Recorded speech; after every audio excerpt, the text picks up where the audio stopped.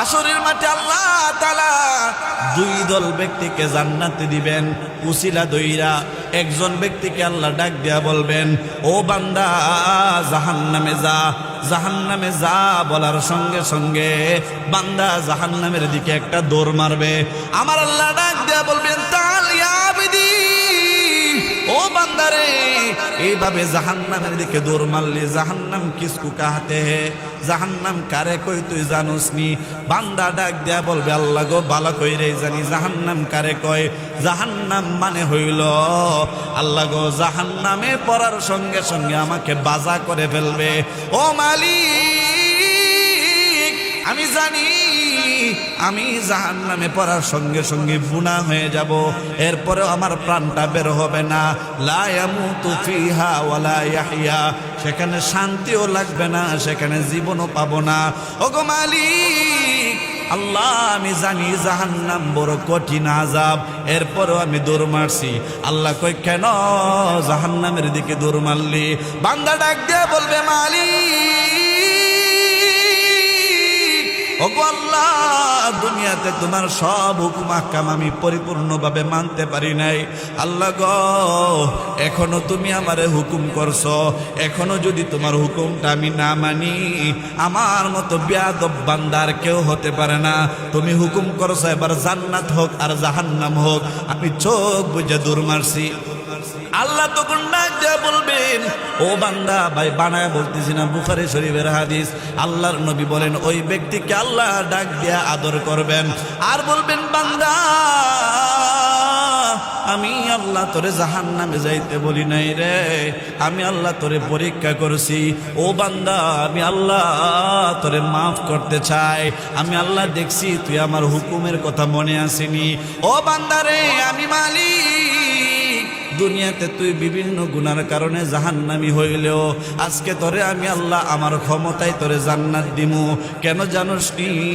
তুই পরমতলা মাদ্রাসার মাহফিলে বৈশা বৈশা আমার নবীকে খুশি করার জন্য, আমি আল্লাহরে খুশি করার জন্য একদিন বৈশা বৈশা ওয়াজ শুনছিলি, মনে আসেনি? বান্দা বলবে, আল্লাহ মনে আছে।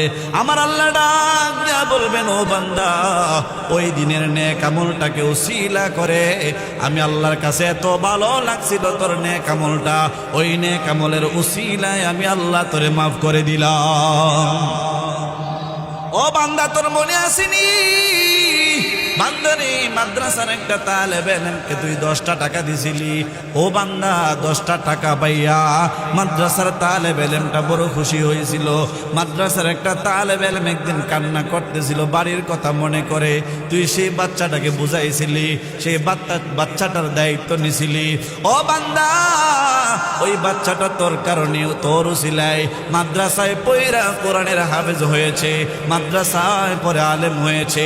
ও বান্দা, ওই দিনের তোর আমলটা আমি আল্লাহর কাছে তো ভালো লাগছে রে। আমি আল্লাহ ওই দিনের আমলটার কারণে, একটা বাচ্চাকে সান্ত্বনা দেওয়ার কারণে আমি আল্লাহ তোর প্রতি খুশি হয়েছিলাম।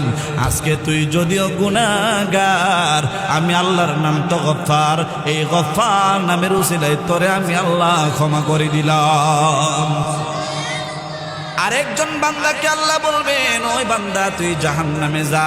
এই কথা বলার সঙ্গে সঙ্গে বান্দা জাহান্নামে যাবে না, ফেরেশতা বান্দারে টানে, আই জাহান্নামে আই।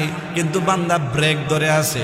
একটা ছাগলকে গোসল করানোর জন্য পুকুরের মধ্যে টানলে যেমন 2টা পা দিয়া ব্রেক ধরে না যাইতাম না, পানির মধ্যে নামতাম না, মাদ্রাসার ছাত্রদেরকে জোর করে মাদ্রাসায় আনার সময় যেমন ব্রেক ধরে না যাইতাম না, মাদ্রাসায় পড়তাম না, এইভাবে ফেরেশতা একজন বান্দাকে টানবে। আল্লাহ বলবেন, যাও জাহান্নামে যাও। কিন্তু বান্দা জাহান্নামে যাইতে চাইবে না। আল্লাহ বলবেন, তোর আগে আরেকটা বান্দার হুকুম করছি, সঙ্গে সঙ্গে দৌড় মারছে, তুই কেন দৌড় দেস না? ডাক দেয়া কয়, আল্লাহ আমি তো জানি তোমার একটা নাম আছে গফফার, আল্লাহ তোমার একটা নাম আছে রহমান। আল্লাহ গো, তুমি কেমন করে তোমার এত সুন্দর সুন্দর নাম থইয়া আমারে তুমি জাহান্নামে ফেলে দিবা গো? আল্লাহ তোমার রহমতের আশায় আমি জাহান্নামে যাই না, আল্লাহ তুমি আমারে মাফ করে দাও। আল্লাহ ডাক দেয়া বলবে, বান্দা সাদাকাতা, তুমি সত্য বলেছ। ও বান্দা তুই সত্য বলেছস। আমি আল্লাহ রহমান, আমি আল্লাহ গফফার। বান্দারে আমি আল্লাহ তোরে জাহান্নামে দিব না। আমি আল্লাহ রহমান নামের উসিলায়, গফফার নামের উসিলায় তোকে মাফ করব। ও বান্দা যদিও তুই গুনাহগার, আমি আল্লাহ তোরে ক্ষমা করে দিলাম রে। একদিনের নেক আমলের কারণে আমি আল্লাহ তোকে ক্ষমা করে দিলাম। তুই একজন মুসাফির মানুষ, ওই মানুষটাকে পথ দেখাইছিল, সঠিক পথ, যে নহল চুমনি এই দিকে না ওই দিকে, এই লোকটা এই দিকে লিটগঞ্জ যাইতেছিল। তুমি তারে বললা ভাই নহল চুমনি ওই দিকে, বাখরাবাদ ওই দিকে, একটু পথ দেখাই দিছিলা। ও বাবা, যদিও দুনিয়াতে একটা সামান্য বিষয় দেখা যায়, আল্লাহ তখন তারে ডাক দেয়া বলবেন, এই সামান্য একটা নেক আমলের উসিলায় আমি আল্লাহকে খুশি করার জন্য মানুষকে তুমি সঠিক পথের দিশা দিয়েছিলা। আমি আল্লাহ সেই আমলটার কারণে তোমাকে জান্নাতি বানায়া দিলাম। আলম সমূহ মানে শুধু পৃথিবী না, আল্লাহ তাআলা যত জগৎ বানিয়ে রেখেছেন সমস্ত জগতের জন্য। যেমন দুনিয়া একটা জগৎ, আল্লাহ কয় এই দুনিয়ার জন্য রহমত বানিয়েছি। আকাশের উপরে একটা জগৎ, আল্লাহ বলেন সেখানেও আপনাকে রহমত বানিয়েছি। ফেরেশতাদের একটা জগৎ, আল্লাহ বলেন সেখানেও আপনাকে রহমত বানিয়েছি। পানির নিচে যত মাছ এবং কীটপতঙ্গ বসবাস করে, পানির নিচের জগৎ এটা আরেকটা জগৎ। পানির নিচে কোনো মানুষ বসবাস করে না। মানুষ থাকে? কারা থাকে? মাছ এবং বিভিন্ন প্রাণী যারা পানির নিচে আল্লাহ তৈরি করে রাখছেন, এরকম কোটি কোটি প্রাণী তারা পানির নিচে থাকে। আল্লাহ বলেন পানির নিচে যত প্রাণী আছে তাদের জন্য আমি আল্লাহ আপনাকে রহমত বানিয়েছি। আরেকটা জগৎ আছে মাটির নিচে, সেখানে মাছ থাকে না, মানুষও থাকে না, সেখানে থাকে পিপিলিকা, বিভিন্ন কীটপতঙ্গ। আল্লাহ বলেন হে নবী আমি আল্লাহ তাদের জন্য আপনাকে রহমত বানিয়েছি। সুবহানাল্লাহ বলেন। আরেকটা জগৎ আছে মাটির উপরে, সেখানে আমরা বসবাস করি। কুকুর, বিড়াল, মুরগ, এই সমস্ত প্রাণী যারা মাটিতে পা রাখতে পারে, এদের জন্য মাটির উপরের জগৎ এটা আরেকটা জগৎ। এই জগতের জন্য আল্লাহ তার নবীকে রহমত বানিয়েছেন। সুবহানাল্লাহ বলেন। আকাশে থাকে ফেরেশতারা, আকাশে যত ফেরেশতা আছে কোটি কোটি ফেরেশতা। আল্লাহ তাআলা আকাশে, সপ্তম আকাশে একটা মসজিদ বানিয়ে রেখেছেন আমাদের কাবা ঘরের বরাবর। এই মসজিদটার নাম বাইতুল মামুর। মসজিদের নাম কি? 27 নম্বর পারা 2 নম্বর পৃষ্ঠা সূরা তুরের মধ্যে আল্লাহ বলেন ওয়াল বাইতিল মামুর।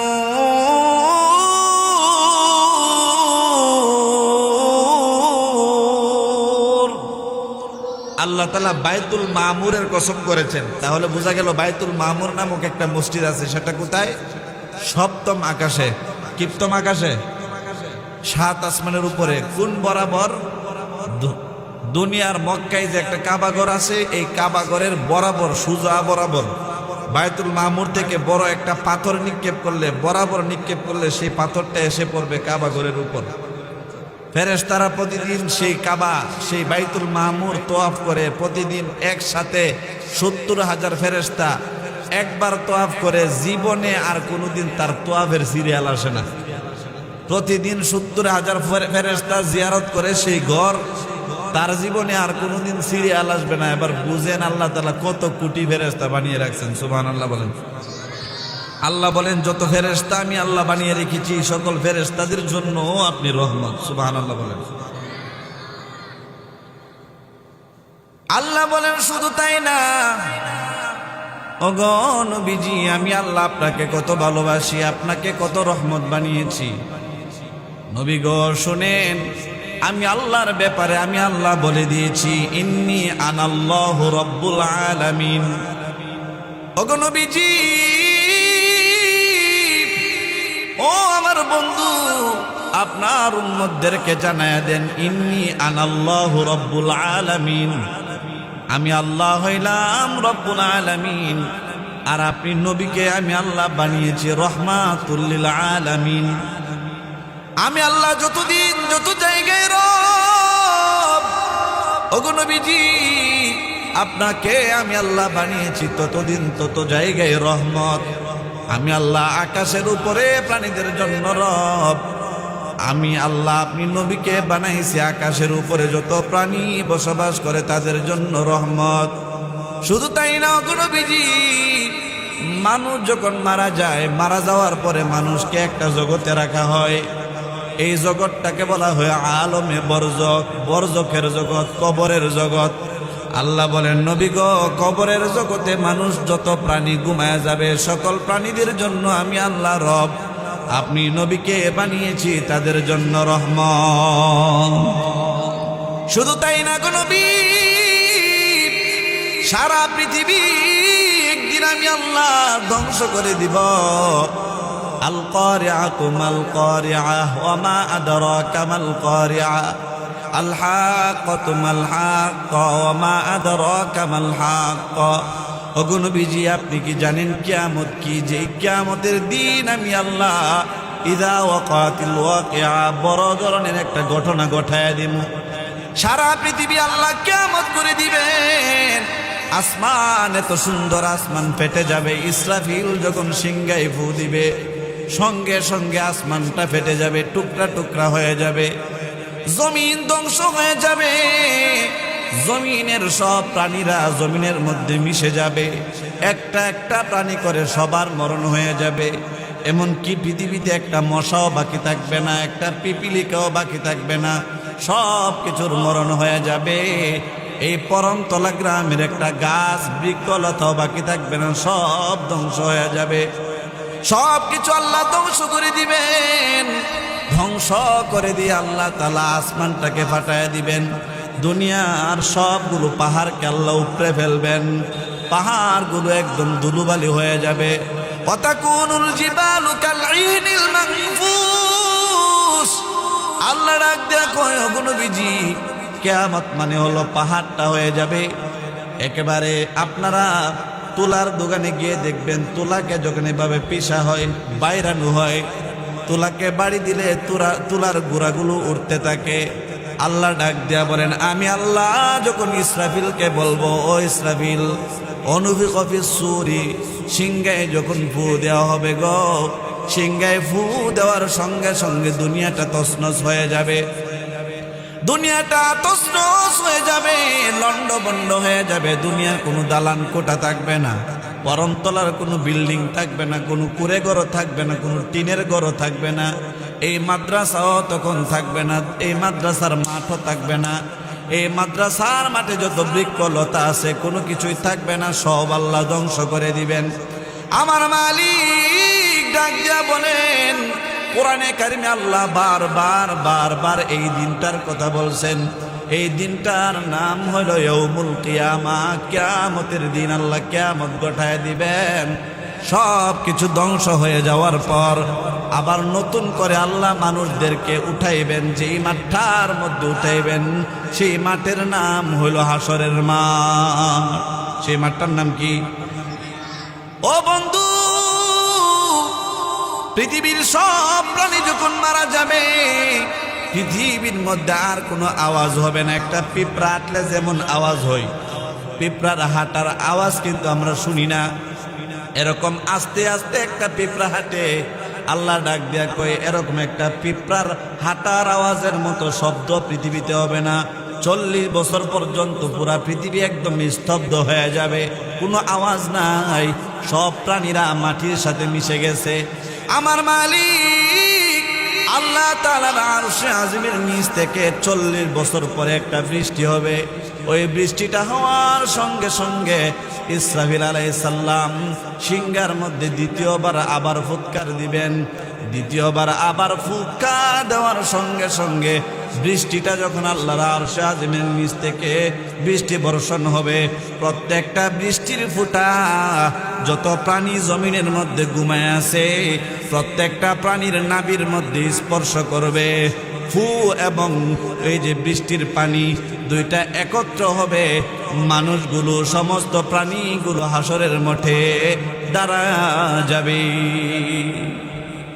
ওই দিন যে প্রাণীরা দাঁড়াবে, যে মাঠ, এই মাঠটা আল্লাহ দুনিয়ার মধ্যেই বানাইবেন। দুনিয়াকে ধ্বংস কইরা দুনিয়ার মধ্যে কোনো নদী নালা থাকবে না, দুনিয়ার মধ্যে কোনো রাস্তা থাকবে না, একদম সমান থাকবে হাসরের মাঠ। আল্লাহ বলেন আমি আল্লাহ হাসরের মাঠ বানাবো, ওই হাসরের মাঠে প্রত্যেকটা প্রাণীকে আমি আল্লাহ উপস্থিত করব। ওই দিনও আমি আল্লাহ আপনি নবীকে রহমত বানাইব। শুধু তাই না, আমি আল্লাহ আপনাকে হাসরের মাঠের পরে আরেকটা জায়গায় মানুষ উপস্থিত হতে হবে। সেই জায়গাটার নাম মিজান। সেই জায়গাটার নাম মিজানের মাঠ। মিজানের একটা পাল্লা থাকবে হাসরের মাঠের এক কোনায়। ওই পাল্লার কাছে একটা ভয়াবহ অবস্থা তৈরি হবে। আমার আল্লাহ ডাক দেয়া কই নবী, ওই মিজানের সময় আমি আল্লাহ হব মানুষের জন্য রব। ওই মিজানের পাল্লার কাছে কত মানুষ আপনি নবীর রহমতের উসিলায় পার পেয়ে যাবে। আপনি নবীর রহমত হওয়ার কারণে আপনার কত উম্মত আপনার রহমতের দোহাই দিয়া দিয়া জান্নাতে চলে যাবে। শুধু তাই না, মিজানের মাঠের পরে আরেকটা মাঠ হবে, সেটাকে বলা হয় পুলসিরাতের মাঠ। ওই পুলসিরাতের মাঠ, ওইখানে কত মানুষের ফায়সালা হয়ে যাবে। আল্লাহ কয় ওই দিন জানা হয়ে যাবে মানুষ যে দুই ভাগে ভাগ হয়ে যাবে। দুনিয়ার কাফের মুশরিক মুনাফিক যত বেদিন আছে সব বেদিনদের একটা গ্রুপ হয়ে যাবে, আর মুসলমান ঈমানওয়ালা জান্নাতীদের আরেকটা গ্রুপ হয়ে যাবে। আল্লাহ ডাক দেয়া বলেন ফারিকুম ফিল জান্নাতি ওয়া ফারিকুম ফিস সাঈর। একটা দল হবে জান্নাতি আর একটা দল হবে জাহান্নামী। যারা আল্লাহর নবীর ঘর মাদ্রাসাকে মহব্বত করত তারা জান্নাতি, যারা আল্লাহর কোরআনকে ভালোবাসতো তারা জান্নাতি, যারা নেক কাজ করত নামাজ পড়তো নামাজীদেরকে মহব্বত করত তারা জান্নাতি, যারা আল্লাহকে ভালোবাসতো তারা জান্নাতি, যারা নবীকে ভালোবাসতো তারা জান্নাতি, যারা টুপি পছন্দ করত তারা জান্নাতি, যারা পাঞ্জাবি মহব্বত করত তারা জান্নাতি, যারা নবীর সুন্নতকে মহব্বত করত তারা জান্নাতি, যারা মসজিদকে মহব্বত করত তারা জান্নাতি, যারা মাহফিলগুলোকে পছন্দ করত তারা জান্নাতি, যারা তফসির মাহফিল হোক এটা চাইতো তারা জান্নাতি, আর যারা তফসির মাহফিলের বিরোধিতা করত তারা হবে জাহান্নামী। ঠিক কিনা বলেন? যারা মাদ্রাসার বিরোধিতা করত তারা জাহান্নামী, যারা নবীর বিরোধিতা করত তারা জাহান্নামী, যারা টুপি দেখলে তাদের গা চুলকাইতো তারা জাহান্নামী, যারা মাদ্রাসার ছাত্রদেরকে দেখলে ছাত্র ঘৃণা করত তারা জাহান্নামী। ঠিক কিনা বলেন? যারা হুজুর দেখলে শরীর চুলকায় তারা জাহান্নামী, যারা মাদ্রাসা ধ্বংস হয়ে যাক চায় তারা জাহান্নামী, যারা মসজিদ পছন্দ করে না, মুসল্লি পছন্দ করে না, যারা আল্লাহর জিকির পছন্দ করে না, যারা কোরআন পছন্দ করে না, যারা কিয়ামত বিশ্বাস করে না, নবীদের রহমত বিশ্বাস করে না, তারা জাহান্নামী, তারা নাস্তিক। ঠিক কিনা বলেন? আমার আল্লাহ ডাক দিয়ে বলেন ফারিকু ফিল জান্নাহ। যারা মাদ্রাসা মহব্বত করে, আল্লাহওয়ালা মহব্বত করে, মাহফিল মহব্বত করে, যারা নমনীয় হয়ে চলে, আল্লাহর বান্দা ইবাদুর রহমান যারা আল্লাহর বান্দা যারা হবে ওই দিন তারা ফারিকুম ফিল জান্নাহ, এই জান্নাতি ফারিকের মধ্যে থাকবে। আর যারা দ্বীনকে অপছন্দ করত, আল্লাহর নবীকে অপছন্দ করত, আল্লাহকে অপছন্দ করত, তারা হবে ফারিকুম ফিস সাঈর। আল্লাহর কাছে বলেন ইন্নাল আবরার লাফি নাঈম। যারা হবে আবরার, আবরার মানে সৎকর্মশীল, যারা ভালো কাজ করে, ভালো কাজের কোনো অভাব নাই। ও বাবা, আমরা মনে করি শুধু নামাজ পড়ার নাম ওই বুঝি ভালো কাজ। না না, শুধু নামাজের নাম ওই ভালো কাজ না, শুধু রোজা রাখার নাম ওই ভালো কাজ না। আমার আল্লাহ ডাক দিয়া বলেন শোনো ও পরম তলার মুসলমান, তুমি যদি ইমানদার হও, তোমাদের এই রাস্তা দিয়ে যদি ব্রাহ্মণবাড়িয়ার কোনো লোক এইভাবে অতিক্রম করতেছে, তুমি একটা মুসলমানের সাথে হাসি মুখে কথা বললা, সালাম দিলা, আমার আল্লাহ কয় একজন মুসলমান আর একজন মুসলমানের সাথে হাসি মুখে কথা বলাও আবরার। ঠিক কিনা বলেন? একজন মাদ্রাসার ছাত্রকে শুধু খাওয়াইলেই আবরার হই না। মাদ্রাসার ছাত্রকে আপনি গরিব মানুষ খাওয়াইতে পারেন না, শুধু মহব্বত দিলেন, তার মাথার মধ্যে হাত বুলাইলেন, আমার নবী ডাক দিয়া কয় যেই ব্যক্তি একটা এতিম বাচ্চা, গরিব বাচ্চার মাথার ভিতরে হাত বুলাইবে, নবী আমার ডাক দিয়া বলেন শোনো ও আমার সাহাবীরা, ও আমার আমার উম্মতেরা শুনো রে, তোমার হাতের নিচে একটা তালেবে ইলমের যতটা চুল তোমার হাতের নিচে পড়বে, আল্লাহ তাআলা তোমার আমলনামা থেকে ততটা গুনাহ আল্লাহ মাফ করে দিবেন। শুধু তাই না, তোমার গুনাহ মাফ করবেন, শুধু তাই না, আমার আল্লাহ তোমার আমলনামায় তোমার হাতের নিচে ওই বাচ্চাটার যতটা চুল পড়বে সেই পরিমাণ সওয়াব আল্লাহ দান করে দিবেন। তোমার হাতের নিচে বাচ্চাটার যতটা চুল পড়বে আল্লাহ তাআলা তত পরিমাণ মর্যাদা তোমাকে বাড়ায়া দিবেন। ও পর্দার আলের মা, মাগো, অনেক সময় অনেক বাচ্চাদেরকে দাওয়াত দিয়া খাওয়ান, অনেক সময় বাচ্চাদেরকে রুজিন রেখা খাওয়ান। আম্মা জান শুনেন, আল্লাহওয়ালারা ডাক দিয়া বলেন, মা গো, উম্মতের কোনো মুমিনা মা যদি তার কোনো মাদ্রাসার ছাত্রের জন্য তার চুলার ভিতরে আগুন ধরায়, যেই মহিলা দুনিয়াতে মাদ্রাসার তালেবে ইলমের জন্য, এতিম বাচ্চাদের জন্য, গরিব বাচ্চাদের জন্য তার চুলার ভিতরে দুনিয়ার আগুন ধরাইবে, আল্লাহ তাআলা তার জন্য জাহান্নামের আগুনকে নিভাইয়া দিবেন। দুনিয়াতে আপনি আলেম উলামার জন্য চুলার মধ্যে আগুন ধরাইবেন, আল্লাহ তাআলা আপনার জন্য হাসরের মাঠের আগুনকে নিভাইয়া দিবে। কিন্তু আমরা তো অনেক সময় আলেম উলামাদেরকে ব্যঙ্গ করি। আলেমরা যদি রাস্তা দিয়ে আস্তে আস্তে হাইটা যায়, ডাক দিয়া কই, হুজুর আজকাল কি বেশি খায় লাইছেন নাকি? ঠিক না? আস্তে হাঁটলে কই, হুজুর মনে আজকে বেশি খাইছে। আবার হুজুর যদি স্পিডে আডে, মাশাল্লাহ হুজুরের মনে আজকে দাওয়াত বেশি রেখে খেলাইছে, আরেকটা দাওয়াত মনে আছে। ঠিক না? হুজুর যদি একটু চিকন হয় তখন বলাই, হাই ফকিন্নি মানুষ, গরিব মানুষ খাইতে পারে না এই জন্য চিকন। হুজুর যদি একটু মোটা হয় তখন কই পরের বাড়িতে খাইয়া মোটা হয়ে গেছে। ঠিক কিনা বলে? এদেরকে চিনে রাখবেন, এরাই নবীর দুশমন, আল্লাহর দ্বীনের দুশমন। ও বাবা আলেম ওলামা, আল্লাহর কসম করে বলি, কোন আলেম কোনো পাবলিকের বিরোধিতা, কোনো মুসল্লিদের বিরোধিতা করে না। দেখবেন প্রত্যেকটা মুসল্লি যারাই হুজুরকে পছন্দ না করে শাস্ত্রের মধ্যে বৈশা বৈশা হুজুরের গীবত করে, আল্লাহর কসম লাগে ভাই এরকম করবেন না। যেই হুজুরটা প্রত্যেকটা নামাজের পরে দুইটা হাত তুইলা আপনার জন্য দোয়া করে, যেই শিক্ষক আপনাকে এত মহব্বত করে, আপনি কোন বিবেকে আপনার হুজুরের বদনামটা শাস্ত্রের মধ্যে করলেন? অন্য কেউ যদি বদনাম করতো আপনার দরকার ছিল আপনি প্রতিবাদ করার, এই হুজুরের বিরোধিতা কেন করো? এরকমটা না কইরা যারা হুজুরের বদনামে লিপ্ত হয়ে যায় তারা পরিপূর্ণ মুসলমান হতে পারে নাই, তারা হক্কানি মুসলমান হতে পারে নাই। ঠিক কিনা বলেন? প্রকৃত মুমিন ওই ব্যক্তি যে ব্যক্তি আল্লাহর জন্য কোন আলেমকে মহব্বত করে, এই জন্য মহব্বত করে, এই চিন্তা করে মহব্বত করে, আহারে আমি তো ভালো করে সূরা ফাতিহা শিখতে পারি নাই, আমি তো ইলম অর্জন করতে পারি নাই, আমি তো কোরআন শরীফ ভালো করে পারি না, আমি যদি একটা আলেম এলেম মাদ্রাসার হাফেজ ছাত্রকে মহব্বত করি, আল্লাহর নবী বলেছেন একটা মাদ্রাসার তালেবে ইলম 10 জন ব্যক্তিকে নিয়ে জান্নাতে যাইতে পারে। এমন 10 জন ব্যক্তি যেই 10 জনের উপরে জাহান্নাম ওয়াজিব হয়ে গেছে।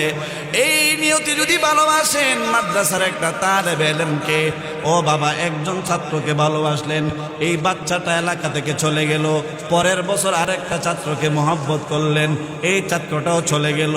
এইভাবে আপনার বাড়ি যদি পরমতলা হয়, এই দারুল কুরআন ও সুন্নাহ মাদ্রাসার 20টা ছাত্রকে যদি 20 বছর আপনি মহব্বত করেন, বলেন তো দেখি 20 বছরে 20টা ছাত্রের সাথে যদি আপনার সম্পর্ক হয়, একজন না একজন ছাত্র আপনাকে সুপারিশ করবে কি করবে না? একজন ছাত্র জান্নাতে যাবে কি যাবে না?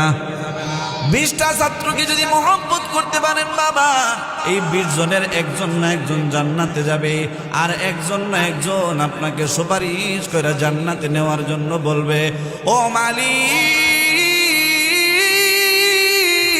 ও আল্লাহ, আমি পরমতলা দারুল কুরআন ও সুন্নাহ মাদ্রাসায় পড়তাম। আব্দুল করিম, আব্দুল জলিল, আব্দুর রহমান নামের একটা লোক ছিল।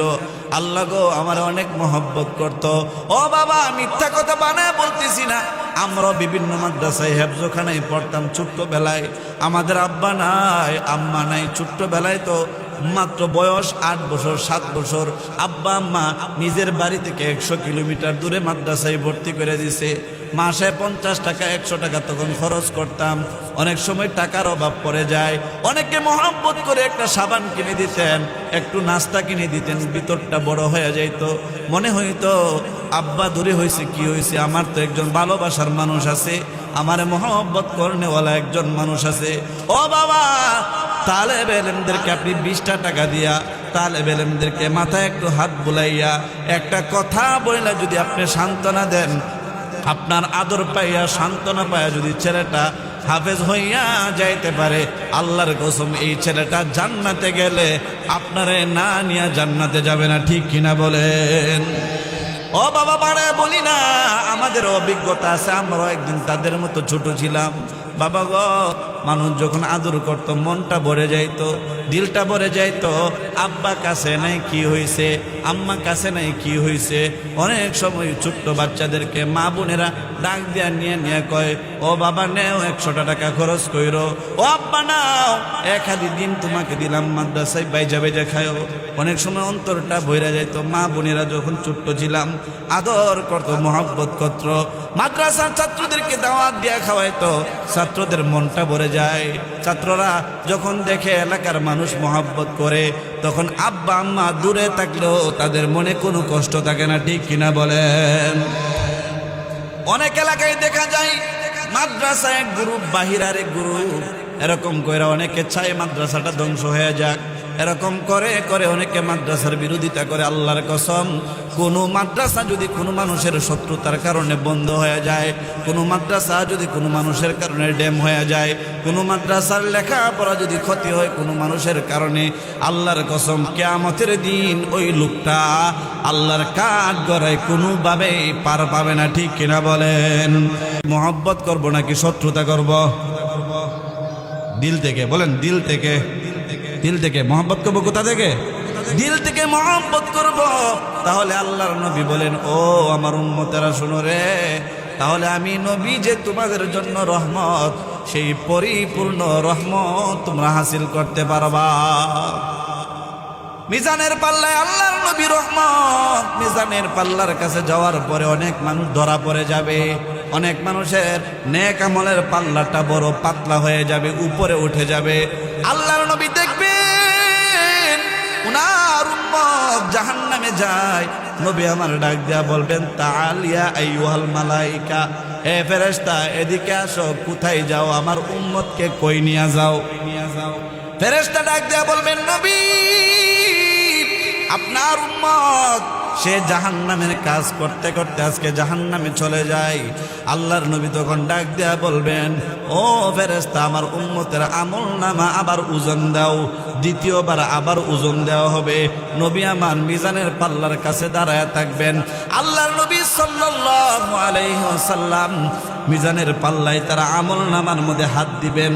হাতটা স্পর্শ করার সঙ্গে সঙ্গে মিজানের পাল্লাটা ভারী হয়ে যাবে। আল্লাহর নবী বলবেন, ফেরেশতা আমার আল্লাহ আমাকে অধিকার দিয়েছেন, আমাকে রহমতের নবী বানাইছেন, আমি যেন মিজানের পাল্লায় হাত দিয়া আমার রহমত দিয়া আমার উম্মতের পাল্লাটাকে ভারী করে দেয়। এই ক্ষমতা আল্লাহ আমাকে দান করেছেন। যেই মাত্র আমার আপনার নবী মায়ার নবী রাহমাতুল লিল আলামিন মিজানের পাল্লার মধ্যে হাত দিয়া ইশারা করবেন, সঙ্গে সঙ্গে গুনাহগার উম্মতের পাল্লাটা ভারী হয়ে যাবে। আল্লাহর নবী তখন ডিসিশন দিয়া দিবেন, ফেরেশতা তাকে আর জাহান্নামে নেওয়া যাবে না, তাকে জান্নাতে নিয়ে যাও। ফেরেশতা আশ্চর্য হয়ে যাবেন। আল্লাহ ডাক দিয়ে বলবেন, ও ফেরেশতা তোমার ডিসিশন এবার পরিবর্তন করো, আরে জাহান্নামের দিকে না নিয়ে জান্নাতের দিকে নিয়ে যাও। ও ফেরেশতা জানুনি আমার নবী পালার মধ্যে কি রাখছে রে? আমার নবী যেমন তেমন জিনিস রাখে নাই, আমার নবীর ভালোবাসা তার পাল্লার মধ্যে রেখে দিয়েছে। আমার এই উম্মতের অন্তরে নবীর ভালোবাসা ছিল। উম্মতটা সব সময় চেষ্টা করত আল্লাহ নবীর ভালোবাসায় নবীর মসজিদটাকে আবাদ করতে। উম্মতটা সব সময় চেষ্টা করত মাদ্রাসাকে মোহাব্বত করতে। উম্মতটা সব সময় চেষ্টা করতো এতিম বাচ্চাদেরকে আদর করতে। সে আদর আর ভালোবাসাটা আমার নবী পাল্লার দিকে ইশারা করছে। আমার নবীর ইশারার সঙ্গে সঙ্গে মিজানের পাল্লাটা ভারী হয়ে গেছে। সুবহানাল্লাহ বলেন। আজকে যে মাগরিবের পরে আসছেন, ভাইরাল বক্তা নাই, সাধারণ একজন মানুষ। বাবা, আমার ওজন তেমন বেশি না, আমার দাম কম। যেই জিনিসের ওজন কম ওই জিনিস উপরে থাকে। বাজারে যখন যান তখন দেখবেন আপনি একটা পণ্য রাখছেন আর একটা পাথর রাখছেন, পণ্য রাখছেন আর একটা পাথর রাখছেন। পাথরটা আর খালি পালাটা যদি একসাথে রাখেন, বলেন তো দেখি, খালি পালা আর পাথরটা একসাথে রাখার সঙ্গে সঙ্গে কোন পালাটা নিচে নেমে যায়? পাথর রাখছে। আপনাদের ওজন আছে এই জন্য আপনারা নিচে, আমার ওজন নাই, আমি খালি পালার মতন আমি উপরে। বাবা গো, আমার এলেম নাই, কালাম নাই, আমল নাই, আপনাদেরকে বলতেছি আল্লাহর কসম, কোন মানুষটা কিভাবে হাসরের মাঠে পার হবে সে নিজেও জানে না। তবে দুনিয়াতে কিছু উসিলা রাখতে হয়। মাগরিবের পরে আসছেন, ভাইরাল বক্তা নাই, বড় কোনো হুজুরও নাই, মামুনুল হক সাহেবও খুঁজেন নাই, আহিদু সাহেবও খুঁজেন নাই, হাবিবুল্লাহ মাহমুদও খুঁজেন নাই, বড় বক্তা খুঁজেন নাই, শুধু নিজের মাদ্রাসা, নিজেদের প্রতিবেশী মাদ্রাসা, এই জন্য দৌড়ে মাহফিল শুনতে আসছেন। আল্লাহর কসম, আপনার ভিতরে এখলাস আছে, এই এখলাসের কারণেও আল্লাহ আপনাকে জান্নাত দিতে পারেন কি পারেন না? অবশ্যই পারেন। আল্লাহর নবী কই, হাসরের মাঠে আল্লাহ তাআলা দুই দল ব্যক্তিকে জান্নাতে দিবেন উসিলা দইরা। একজন ব্যক্তিকে আল্লাহ ডাক দিয়া বলবেন, ও বান্দা জাহান্নামে যা। জাহান্নামে যা বলার সঙ্গে সঙ্গে বান্দা জাহান্নামের দিকে একটা দৌড় মারবে। আমার আল্লাহ ডাক দিয়া বলবেন, তাল ইয়া আবদি, ও বান্দারে, এইভাবে জাহান্নামের দিকে দৌড় মারলি, জাহান্নাম কিসকু কাহাতে হে, জাহান্নাম কারে কই তুই জানোস নি? বান্দা ডাক দেয়া বলবে, আল্লাহ গো, ভালো কইরে জানি জাহান্নাম কারে কয়। জাহান্নাম মানে হইল, আল্লাহ গো, জাহান্নামে পড়ার সঙ্গে সঙ্গে আমাকে বাজা করে ফেলবে। ও মালিক, আমি জানি আমি জাহান্নামে পড়ার সঙ্গে সঙ্গে বুনা হয়ে যাব, এরপরেও আমার প্রাণটা বের হবে না। লা ইয়ামুতু ফিহা ওয়ালা ইয়াহইয়া, সেখানে শান্তিও লাগবে না, সেখানে জীবনও পাবো না। ওগো মালিক আল্লাহ, আমি জানি জাহান্নাম বড় কঠিন আযাব, এরপরও আমি দৌড় মারছি। আল্লাহ কই, কেন জাহান্নামের দিকে দৌড় মারলি? বান্দা ডাক দিয়ে বলবে, মালিক, ওগো আল্লাহ, দুনিয়াতে তোমার সব হুকুম আহকাম আমি পরিপূর্ণভাবে মানতে পারি নাই। আল্লাহ গো, এখনো তুমি আমারে হুকুম করছো, এখনো যদি তোমার হুকুমটা আমি না মানি, আমার মতো বেয়াদব বান্দার কেউ হতে পারে না। তুমি হুকুম করছো এবার জান্নাত হোক আর জাহান্নাম হোক, আমি চোখ বুঝে দৌড় মারছি। আল্লাহ তখন ডাক দেয়া বলবেন, ও বান্দা, ভাই বানায় বলতেছি না, বুখারী শরীফের হাদিস। আল্লাহর নবী বলেন, ওই ব্যক্তিকে আল্লাহ ডাক দেয়া আদর করবেন আর বলবেন, বান্দা, আমি আল্লাহ তোরে জাহান্নামে যাইতে বলি নাই রে, আমি আল্লাহ তোরে পরীক্ষা করছি। ও বান্দা, আমি আল্লাহ তোরে মাফ করতে চাই, আমি আল্লাহ দেখছি তুই আমার হুকুমের কথা মনে আসেনি। ও বান্দা রে, আমি মালিক, দুনিয়াতে তুই বিভিন্ন গুনার কারণে জাহান্নামী হইলেও আজকে তোরে আমি আল্লাহ আমার ক্ষমতায় তোরে জান্নাত দিমু। কেন জানোস নি? তুই পরমতলা মাদ্রাসার মাহফিলে বৈশা বৈশা আমার নবীকে খুশি করার জন্য, আমি আল্লাহরে খুশি করার জন্য একদিন বৈশা বৈশা ওয়াজ শুনছিলি, মনে আসেনি? বান্দা বলবে, আল্লাহ মনে আছে। আমার আল্লাহ ডাক দেয়া বলবেন, ও বান্দা, ওই দিনের নেক আমলটাকে উসিলা করে আমি আল্লাহর কাছে এত ভালো লাগছিল তোর নেক আমলটা, ওই নেক আমলের উসিলায় আমি আল্লাহ তোরে মাফ করে দিলাম। ও বান্দা, তোর মনে আসেনি? বান্দারে, মাদ্রাসার একটা তালেবে ইলমকে তুই 10টা টাকা দিছিলি।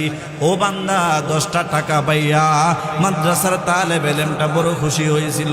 মাদ্রাসার একটা তালেবে ইলম একদিন কান্না করতেছিল, বাড়ির কথা মনে করে।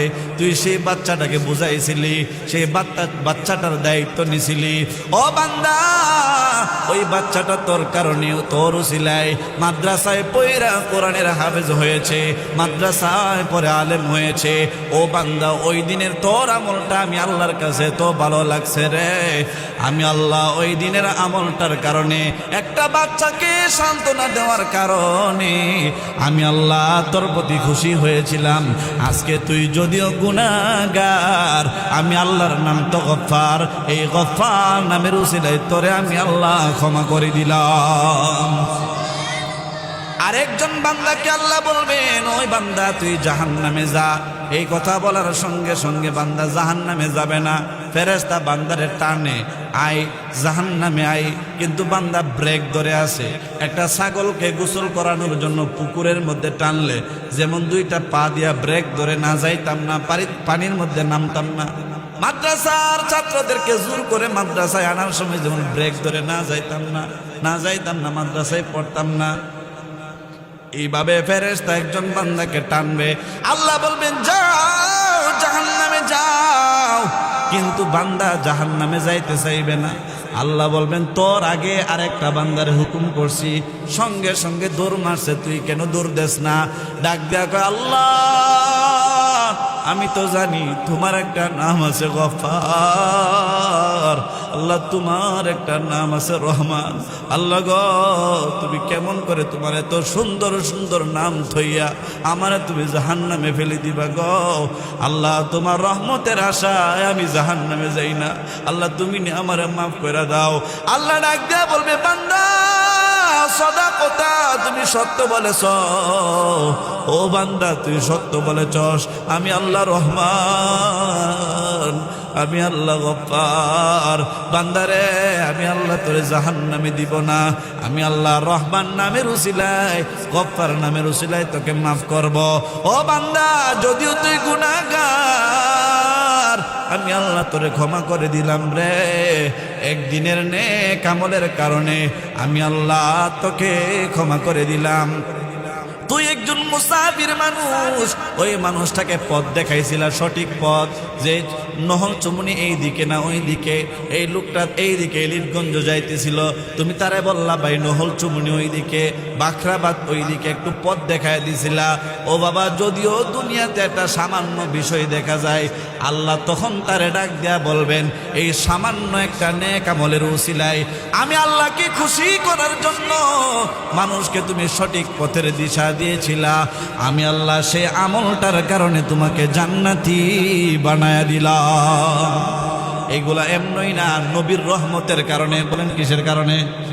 নবীর রহমতের কারণে বাবা। আল্লাহ তাআলা আমাদেরকে যে মাস ঢুকে গেল, রজব মাস, শাবান মাস ঢুকে গেল, এই শাবান মাসে একটা রাত আছে, রাতটার নাম লাইলাতুন নিসফি মিন শাবান, আমরা যেটাকে বলি শবে বরাত। এই একটা রাত ইবাদত করলে আল্লাহ তাআলা আমাদেরকে অসংখ্য নেকি দান করেন। সামনে আসতেছে রমাদান মাস, রমাদান মাসে যত ইবাদত করব ততই সওয়াব হবে, ততই নেকি হবে। রমাদান মাসে আরেকটা রাত আছে শবে কদর, এই শবে কদরে ইবাদত করলে খয়রুম মিন আলফি শাহরিন, 1000 মাস ইবাদতের থেকে বেশি সওয়াব আল্লাহ আমাদেরকে দান করেন। এমনই না, এরকম সওয়াব আল্লাহ তাআলা আগের যুগের কোনো উম্মতকে দান করে নাই, শুধু আমাদের নবীর উম্মতদের জন্য আল্লাহ এরকম অফার রেখেছেন। সুবহানাল্লাহ বলেন। ও বাবা, আগের যুগের উম্মতেরা মসজিদের বাহিরে নামাজ পড়লে নামাজ হইতো না, নির্ধারিত মসজিদের মধ্যে গিয়া নামাজ পড়া লাগতো। কিন্তু আমার নবীর উম্মত যেখানেই ওয়াক্ত হবে সেখানেই যদি নামাজ পড়ে নি নামাজ হয়ে যাবে, ঠিক কিনা বলেন?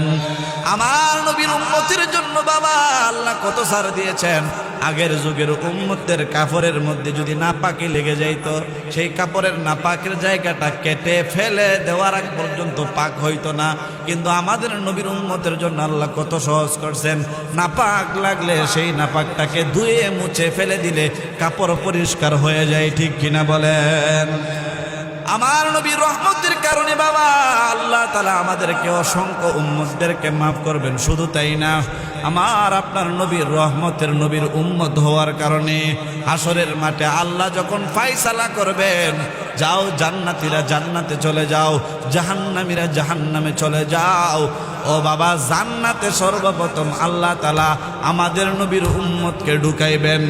আমার নবীর উম্মতের আগে পৃথিবীর কোনো নবীর উম্মত জান্নাতে যাইতে পারবে না। সেটা আমাদের কারণে না, বরং আমাদের নবীর উসিলায়। ঠিক কিনা বলেন? এই নবীর উসিলায় তো কিছু কথা বলতে পারতেছি, তো সব নবীর দান। এই যে কোরআন, এইটা নবীর অবদান। ঠিক কিনা বলেন? এই কোরআন পরিপূর্ণ নবীর অবদান। আল্লাহর নবীর উসিলায় আমরা কোরআন পাইছি। এই কোরআন দিয়ে তো আমরা কিছু কথা বলি। এই কথা বলার কারণে তো মানুষ আমাদেরকে সম্মান করে। ও বাবা, এটার মতো মোটা মোটা কিতাব দুনিয়াতে অভাব নাই। এই কোরআনের মতো বাড়ি বাড়ি বই দুনিয়াতে অভাব নাই। যদি এখন আমি ইংলিশ পড়তাম, বাংলা পড়তাম, বাংলা যদি অনর্গল পয়রা শোনাইতাম, ইংলিশ যদি শোনাইতাম, কেউ আমারে সম্মান করে আলেম বইলা হাদিয়াও দিত না, খাওয়াইতো না, ভালোবাসতো না, মহব্বত করতো না। আমার নবীর উসিলায় কিছু এলেম পাইছি, সে এলেমের কথা বলার কারণে মানুষ মহব্বত করে। ঠিক কিনা বলেন? হুজুর বলেন, মুজুর বলেন, মুসি বলেন, বড় লোক বলেন, ধনী বলেন, ফকির বলেন, সবার জন্য আল্লাহর নবী রহমত। ঠিক কিনা বলেন? এই জন্য বন্ধু,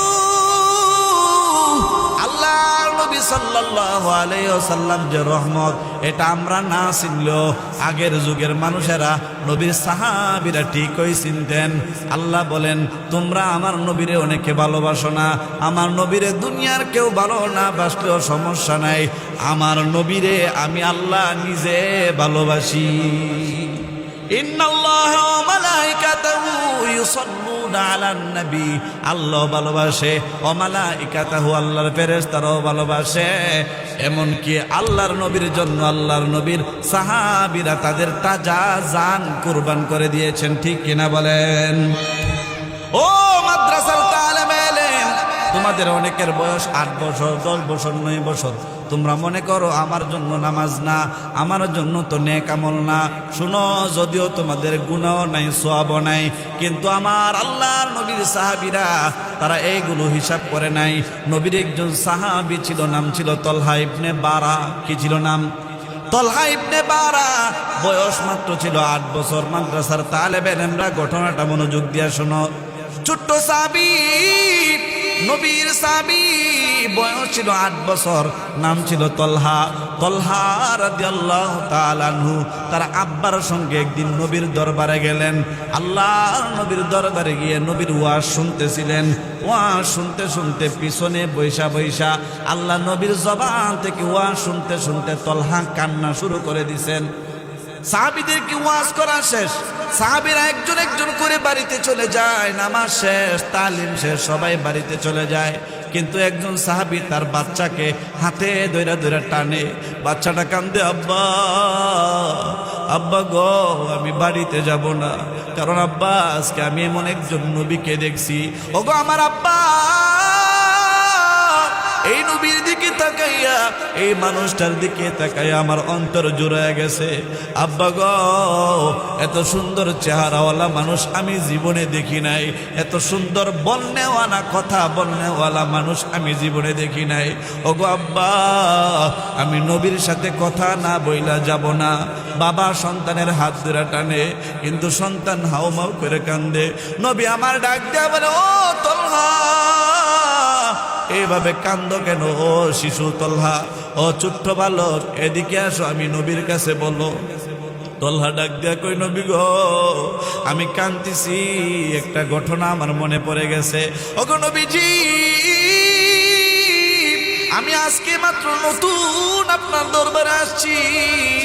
আমার আব্বা আপনার কাছে আমার নিয়ে আসে না, কারণ আমি ছোট মানুষ। নবী গো, আপনার এত সুন্দর চেহারা, এই চেহারাটা দেখে আজকে আমি কষ্টটা আমার বুকের ভিতরে চাপায় রাখতে পারলাম না। ওগো নবীজি, আমার চোখ দিয়ে আপনার ভালোবাসায় পানি বের হয়ে গেছে।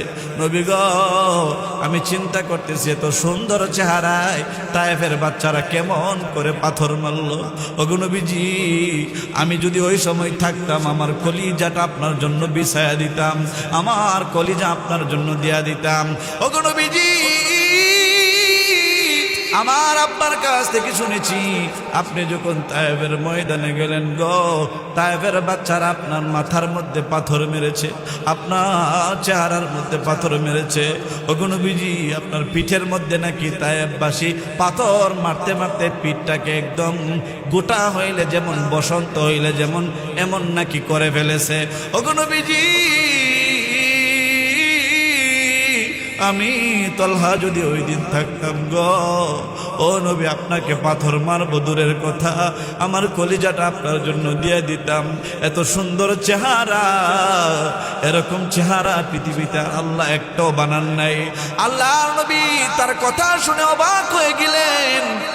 ফাজিবা রাসূলুল্লাহ সাল্লাল্লাহু আলাইহি ওয়াসাল্লাম, আল্লাহর নবী অবাক হয়ে গেলেন। ছোট্ট একটা সাহাবীর ভিতরে আল্লাহর নবীর এত ভালোবাসা। নবী মুগ্ধ হয়ে গেলেন আর বললেন, সাহাবী তুমি কি আমারে ভালোবাসো? সাহাবী, ছোট্ট সাহাবী ডাক দিয়া বলেন, নবী গো, ইন্নী উহিব্বুকা, আমি আপনারে অনেক ভালোবাসি, আমার আব্বার থেকে বেশি ভালোবাসি, আমার জানের থেকে বেশি ভালোবাসি। মুরনি ইয়া রাসূলুল্লাহ, আমার আপনি একটা আদেশ কইরা দেখেন, বিমা শিক্ষা, আপনি যেমন ইচ্ছা এরকম আদেশ করে দেখেন, আপনার আদেশ পাই না আমি দেখায় দিব আমি তলহা আপনার কত ভালোবাসি। নবী আমার তাকে ডাক দেয়া বললেন, ইযহাব ফাকতুল আবাকা, তুমি যাও তোমার আব্বারে মেরে ফেলো, হত্যা করে ফেলো, তাহলে বুঝবো তুমি আমাকে ভালোবাসো। একটা দৌড় মারলেন, তার আব্বাকে মেরে ফেলবে, তরবারিটা হাতে নিয়ে দৌড় মারলেন। নবী আমার ডাক দেয়া বললেন, তাল ইয়া তলহা, ও তলহা দাঁড়াও, ইন্নী লাম উবআস বিকতিয়াতি রহিমিন, আমি নবীজি দুনিয়াতে বাবা ছেলের সম্পর্ক নষ্ট করার জন্য আসি নাই, বরং আব্বা এবং ছেলের সম্পর্ক জোড়া লাগাইবার জন্য আসছি। ঠিক কিনা বলেন? আমি তোমাকে সত্যিকারের মারতে বলি নাই, আমি তোমাকে পরীক্ষা করলাম, তুমি তো সত্যি সত্যি তরবারি নিয়ে তোমার আব্বারে মারতে গেছো। ও তলহা সাবধান, তোমার আব্বারে মারার কথা কিন্তু বলি নাই, তোমারে পরীক্ষা করলাম। ও তলহা, আমি নবীও তোমারে ভালোবাসি, তোমার ভালোবাসার পরীক্ষা আমি পেয়ে গেছি রে, আমি নবী তো তোমারে ভালোবাসি। তলহা ডাক দেয়া কই, নবী, ওগো নবীজি, আমিও আমার অন্তর থেকে আপনাকে ভালোবেসে ফেলেছি। শুধু একবার দেখছে, কয়বার? একবার দেখে একটা ছোট্ট বালক নবীকে এত ভালোবাসতে পারে? আল্লাহ নবী সাল্লাল্লাহু আলাইহি ওয়াসাল্লাম তাকে বিদায় দিয়ে দিলেন। তলহা বাড়িতে চলে গেল।